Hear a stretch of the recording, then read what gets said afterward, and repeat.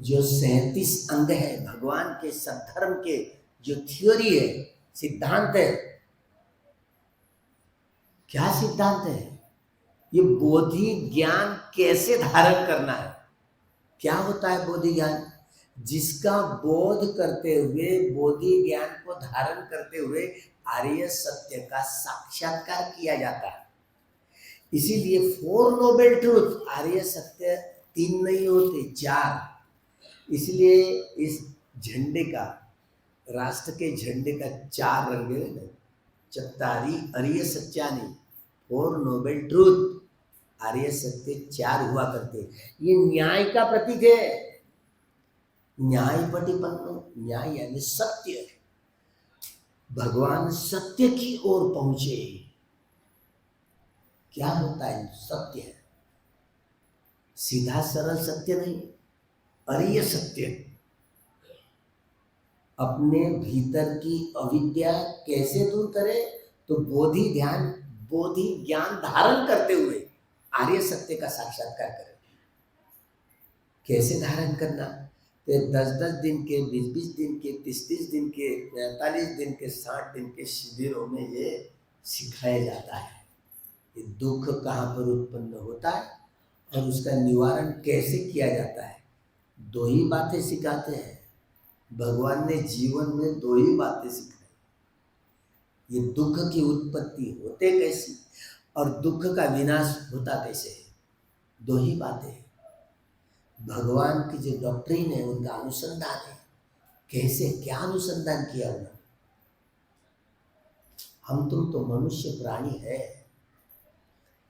लेकिन ये मनुष्य प्राणी 390 प्रकार के स्वभाव वाले लोग होते हैं। हम तुम सभी, चाहे वो अपने आप को हिंदू हो, बौद्ध हो, जैन हो, सिख हो, यहूदी हो, ईसाई हो, मुस्लिम हो, ब्राह्मण हो, ब्राह्मणेतर हो, काले हो, गोरे हो, इस वंश की या उस वंश के हो, इस प्रकार की बोली भाषा वाले बोलने वाले हो या उस प्रकार की बोली भाषा बोलने वाले हो, इस प्रकार की वेशभूषा या उस प्रकार की वेशभूषा धारण करने वाले कोई हो, सब लोग अपने अपने स्वभाव से कर्म किया करते हैं। मेरे मन के खिलाफ थोड़ी बात हुई, चल मैं नहीं मानता, अरे क्या नहीं है, मैं है ना, मेरा, अरे तेरा शरीर तेरा नहीं है रे, तेरा मन तेरा नहीं है रे, किसको मैं मेरा मेरा कहे जा रहे हो। ये शरीर अपना नहीं है, हमारा नहीं है। ये अग्नि, वायु, जल और पृथ्वी धातुओं से बना हुआ है। ये मन के चारों कड़े, आंखों से देखने वाला, कान से सुनने वाला, नाक से सूंघने वाला, नासिका से सूंघने वाला, जिह्वा से चखने वाला, यह शरीर स्पर्श के द्वारा जानकारी प्राप्त करने वाला, और चिंतन मनन, हमेशा चिंतन मनन में लगा हुआ था, वो है मन। ये बाह्य मन है।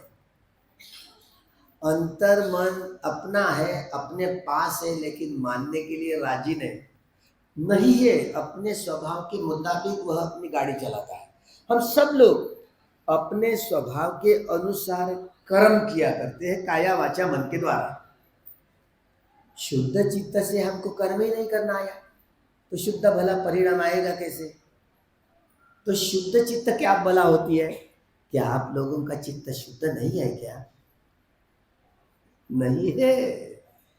भगवान ने इस बात को जान लिया, ये सारे लोग 390 प्रकार के चरित्र वाले, मानस वाले, ये सारे लोग नियमित रूप से राग रंजित, द्वेष दूषित और मोह मोहित होकर के काम करते हैं। इसको, इन सबको शुद्ध चित्त से कर्म ही करना नहीं आता, तो शुद्ध परिणाम आएगा कैसे भला? तो जीवन में जितने सारे चढ़ाव उतार आते हैं ना, तो चढ़ाव उतारों का सामना करना बहुत मुश्किलात खड़ी हो जाती है, क्या करो और क्या नहीं। लेकिन जिन्होंने बोधि ज्ञान को धारण करके आर्य सत्य का साक्षात्कार किया हो, जिन्होंने अरहत्व प्राप्त किया हो, जान लिया, बच्चे बुद्ध हुए हो, जान लिया, सम्यक संबुद्ध हुए, जान लिए। 3 प्रकार के बुद्ध, सम्यक संबुद्ध, बच्चे बुद्ध और सावक बुद्ध। सम्यक संबोधि प्राप्त करने के लिए 4 असंख्येय 1,00,000 कल्प इतनी जीवन यात्रा करके 300 पारमिताओं के घड़ों की परिपूर्ति करनी होती है, तो ही ये 32 लक्षण और 80 अनुव्यंजन उनके शरीर पर स्थापित हो जाते हैं और आखिरी के जीवन में वह सम्यक संबोधि प्राप्त करते हैं। किसी किसी बोधिसत्व को 8 असंख्येय 1,00,000 कल्प इतनी जीवन यात्राओं से गुजरना पड़ता है। किसी किसी बोधिसत्व को 12 असंख्येय 1,00,000 कल्प इतनी जीवन यात्राओं से गुजरना पड़ता है। किसी किसी बोधिसत्व को 16 असंख्येय 1,00,000 कल्प इतनी जीवन यात्राओं से गुजरना पड़ता है। तब कई 300 पारमिताओं का पहाड़ जब वे खड़ा करेंगे, तब यह सम्यक संबोधि प्राप्त करने का संग्रह तब उत्पन्न होगा। आखिरी के जीवन में वे स्वयं प्रयत्नों के आधार पर स्वयं बुद्ध बनेंगे। बोधि ज्ञान का अनुसंधान केवल ऐसे ही महापुरुष कर सकते हैं जिन्होंने सम्यक संबोधि प्राप्त कर ली हो। ये महापुरुष कहलाए गए, ये बुद्ध। दूसरे जो पश्चिम बुद्ध कहे जाते हैं, तो उनको 20 पारमिताओं के घड़ों की परिपूर्ति करनी पड़ती है। 10 पारमिताएं और 10 परमत्थ पारमिताएं। 20 पारमिताओं का उनको पहाड़ खड़ा करने के लिए 2 असंख्येय 1,00,000 कल्प इतनी जीवन यात्राओं में से गुजरना पड़ता है। तब कहीं वह अपने 20 पारमिताओं के घड़ों की पूर्ति करे, तो बच्चे उन दिनों अकेले ही वे मुक्ति की अवस्था को प्राप्त करते हैं। जरूर बुद्ध को प्राप्त करते हैं, लेकिन अकेले होते हैं, इसलिए पश्चिम बुद्ध कहा गया, प्रत्येक बुद्ध कहा गया। उन दिनों देवता लोग हो या मनुष्य लोग हो, अरे सद्धर्म श्रवण करने का ही बुद्धि का उच्चांक नहीं होता। वो सुन नहीं पाते तो सद्धर्म को धारण भला कैसे कर पाएंगे? नहीं कर पाएंगे। बहुत कम बुद्धि वाले लोग होते हैं, इसलिए वे अकेले ही बुद्ध को, वे भी धम्म चक्र प्रवर्तित नहीं कर सकते। 20 पारमिताओं के घड़ों की परिपूर्ति करने के बाद वे भी धम्म चक्र प्रवर्तित नहीं कर सकते। धम्म चक्र प्रवर्तित कौन करते हैं? जो सम्यक संबोधि को प्राप्त करने वाले सम्यक संबुद्ध 300 पारमिताओं के घड़े। जैसे कि सिद्धार्थ गौतम का प्रथम बोधिसत्व का जीवन तापस सुमेध से सिद्धार्थ गौतम तक इतनी सारी जीवन यात्राएं, 4 असंख्येय 1,00,000 कल्प इतनी जीवन काल में बोधिसत्व का यह यात्रा है। 500, 550, 547 जो जातक कथाएं हमको दिखती, इतनी नहीं है। जातक कथाएं सिद्धार्थ गौतम की 4 असंख्येय 1,00,000 कल्प, तापस सुमेध से लेकर सिद्धार्थ गौतम तक जो बोधि प्राप्त किए। सारनाथ में सम्यक संबोधि प्राप्त करने के बाद में सारनाथ में धम्म चक्र प्रवर्तित किया। सारनाथ में जहाँ पंचवर्गीय भिक्षु भी थे और 18 लाख करोड़ देवताओं का, 18 लाख करोड़ इतने सारे देवता भी थे। धम्म चक्र प्रवर्तन केवल सम्यक संबुद्ध ही कर सकते हैं, पश्चिम बुद्ध भी नहीं। धम्म चक्र अनुप्रवर्तन भगवान के बाद दूसरे होशियार जो व्यक्ति होते हैं, अग्रशावक सारिपुत्र, जैसा का वैसा ही कहना जो है ना, वो सारी, क्योंकि प्रज्ञा में अग्र होते हैं वे, तो सारिपुत्र होते हैं अग्रशावक, दाहिना हाथ भगवान का। वे ही यथाभूत जैसे भगवान बोलते थे वैसे ही कहना उनको आता था। तो इसलिए धम्म चक्र अनुप्रवर्तन कौन करते? तो जो भगवान बुद्ध के अग्र शावक सारिपुत्र। अलग अलग सम्यक संबुद्धों के काल में 2 अग्र शावक होते ही हैं, जिसमें जैसे सिद्धार्थ गौतम जो सम्यक संबुद्धि को प्राप्त किए, भगवान गौतम बुद्ध कहलाए गए। उनके काल में सारिपुत्र दाहिना, बाया हाथ मोगलानी।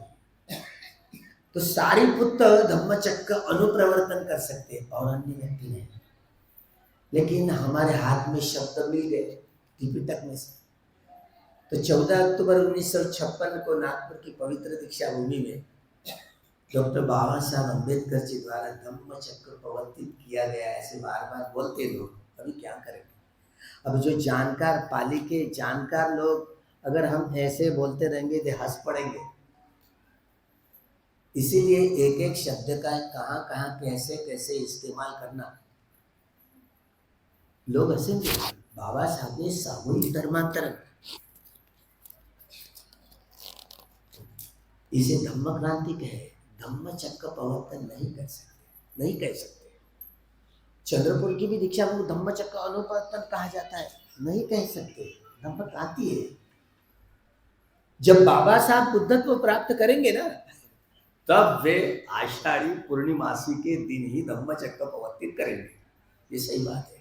तो बाबा साहब के बदन पर भी 32 लक्षण और 80 अनुव्यंजन स्थापित होंगे। बाबा साहब भी चक्रवर्ती सम्राट बनेंगे, सारे विश्व के राजा। तो झंडा भी नीला रहेगा और धम्मचक्र उस झंडे पर रहेगा, होगा। सबे बुद्धा समसमा। बाबा साहब भी जब बुद्धत्व प्राप्त करेंगे अपनी पारमिताओं के गुणों की परिपूर्ति करने के बाद, वे भी आखिरी का जन्म है ना, वह आषाढ़ी पूर्णिमासी को ही अपने माता के कोख में प्रवेश करेंगे, पटिसंधि होगी, जन्म ग्रहण करेंगे। आषाढ़ी पूर्णिमासी को ही वह अभिनिष्टवन करेंगे, गृह त्याग करेंगे। आषाढ़ी पूर्णिमासी को वे धम्मचक्र प्रवर्तित करेंगे। तीसरी घटना। चौथी घटना, संघ की उत्पत्ति करेंगे, संघ का निर्माण करेंगे। बाबा साहब जब बुद्ध को प्राप्त करेंगे, वो भी आषाढ़ी पूर्णिमा से ही। और बुद्ध और भिक्षु संघ का जो वर्षावास प्रारंभ होता है वो आषाढ़ी पूर्णिमा से, वह भी आषाढ़ी पूर्णिमा से बाबा साहब जब सम्यक संबोधि प्राप्त करेंगे, वे भी ये पांचवी घटना, ये पांचों घटना सभी सम्यक संबुद्धों के काल में एक समान हुआ करती थी, एक समान हुआ करती है। इस बात को बड़े बखूबी से समझे, तलस्पर्शी गहराई में समझने की कोशिश करें। बाबा साहब जरूर सम्यक संबुद्ध होंगे। हाँ, हम चाहते कि कहाँ गए बाबा साहब? मर चुके हैं। हाँ, मर चुके। तो उनकी मृत्यु के बाद में उनके मृतदेह को जलाया गया, अंत्येष्टि की गई है। चंदनों के लकड़ों द्वारा उनका शव जो था दहन किया गया। हड्डियां विद्या बच, उनके मन को थोड़ी जलाया गया। मन को कोई जलाते पहले निकल जाता है, इस शरीर के भीतर से निकल जाता है। कहाँ रहता है वो? हमने आह्वान किया क्या? समन्ता चक्रवालेषु, चक्रवाले यानी सौरमंडल। हम तो एक ही सूरज को देख पाते हैं, भगवान 1,00,000 करोड़, 1,00,000 करोड़ इतने सारी सूर्यमाला है, सौरमंडल है। और 10,000 सौरमंडल ऐसे जिसमें 31 प्रकार की काया धारण करने वाले प्राणी होते हैं। जब धम्मचक्र प्रवर्तन करते ना, तो सभी चाहे नरक, प्रेत, असुर, तिर्यक, पशु, पक्षी, प्राणी, मनुष्य 6 प्रकार के ये देवता लोग, काम सुगति भूमि वाले लोग, 16 प्रकार के रूप ब्रह्म लोग और 4 प्रकार के अरूप ब्रह्म लोग जागरूक होते। उस समय जागरूक होते। ये जागरूकता की अवस्था जब बुद्धों की उत्पत्ति होती है, तब ये भूस्खलन होता है। कितनी बार, जैसे कि सिद्धार्थ गौतम जन्म लेते हैं, उसके पहले का 57 तिसा देवता लोक में वे होते हैं, उनका नाम संतुषिता होता है। वो अपना शरीर त्यागते समय महामाया के सपने में जाते हैं, सफेद हाथी का रूप लेकर के। माता, मैं आखिरी जीवन इस पृथ्वी तल पर ले रहा हूँ, ग्रहण कर रहा हूँ, क्या मेरी माता बनने के लिए राजी है, तैयार है? और वो सफेद हाथी आखिरी का जीवन, वह महामाया की गोद में प्रवेश करता है, गर्भ जल में प्रवेश करता है। इसका मतलब ये नहीं है कि महामाया और शुद्ध धन का उस दिन समागम हुआ था। बहुत सारे लोग ऐसे गलत सलत समझते हैं। जिस समय समागम होता है उसी समय चित्त प्रवेश करता ही, ऐसी जरूरी नहीं है कि जो चित्त है ना महामाया के कोख में प्रवेश किया। कोई प्राणी हो, मनुष्य है, मनुष्यतर, जब तक के यह चित्त गर्भ जल में प्रवेश नहीं करता तब तक किसी प्राणियों की गर्भधारणा नहीं होती। बाबा साहब भी आखिरी के जीवन के काल में जब बुद्धत्व प्राप्त करेंगे अपने माता के कोख में आषाढ़ी पूर्णमासी को ही प्रवेश करेंगे, जैसे सिद्धार्थ गौतम ने किया। वह जीवन यापन करते समय जब गृह त्याग करेंगे, जिसको महाभिनिष्क्रमण कहते हैं, वे भी आषाढ़ी पूर्णिमासी के दिन ही निष्क्रमण करेंगे। महाभिनिष्क्रमण बाबा साहब बुद्धत्व प्राप्त करने की अवस्था, वे बोधि प्राप्त करने के बाद जब धम्मचक्र प्रवर्तित करेंगे, वे भी आषाढ़ी पूर्णिमासी के दिन करेंगे। संघ की उत्पत्ति भी आषाढ़ी पूर्णिमासी को ही करेंगे और वैशावास का प्रारंभ आषाढ़ी पूर्णिमास को ही उनका होगा। सभ्य बुद्धा सम समान, सभी बुद्ध एक समान हुआ करते हैं। बाबा साहब जब बुद्धत्व प्राप्त करेंगे ऐसे ही दिखेंगे, रंच मात्र फर्क नहीं होगा। कितने फीट ऊंचाई होगी, कितने फीट ऊंचाई होगी? आपने अजिंठा की लेणी देखी है ना, महापरिनिब्बाण मुद्रा देखिए ना कुशीनगर की, उतने बड़े रहेंगे। दुनिया का सबसे, जब वे बुद्धत्व प्राप्त करते, बुद्ध चक्षु प्राप्त करते, धम्मचक्र प्रवर्तन सुक्तम है, वे कहते कुब्बे अनन सुक्ते सुधम्मेषु चक्षुम उदपादि, ज्ञानम उदपादि, पञ्ञा उदपादि, विद्या उदपादि, आलोको उदपादि। मैंने कभी ऐसा सुना ही नहीं था। धर्म चक्षु उत्पन्न हो गए। क्या होते हैं धर्म चक्षु? ये शरीर धर्म, चित्त धर्म, ये शरीर धर्म, स्थूल शरीर, स्थूल चित्त, इसके टुकड़े टुकड़े करके देखते हैं, टुकड़े टुकड़े करके देखते तो धर्म चक्षु उत्पन्न होते। शरीर और ये चित्त, इसके टुकड़े, नाम और रूप, भगवान ने इसके टुकड़े टुकड़े करके देखे। ये करोड़ों करोड़ों लाखों लाखों आकाश गंगाएं, इन लाखों लाखों आकाश गंगाओं में लाखों लाखों यह सौर मंडल, और एक एक सौर मंडल में 31 प्रकार की काया धारण करने वाले ऐसे 10,000 चक्रवाल। यह इसका अनुभव अपने इस 3.5 हाथ की काया में किया है भगवान ने। ऐसे कैसे कर सकते? हाँ, कर सकते हैं।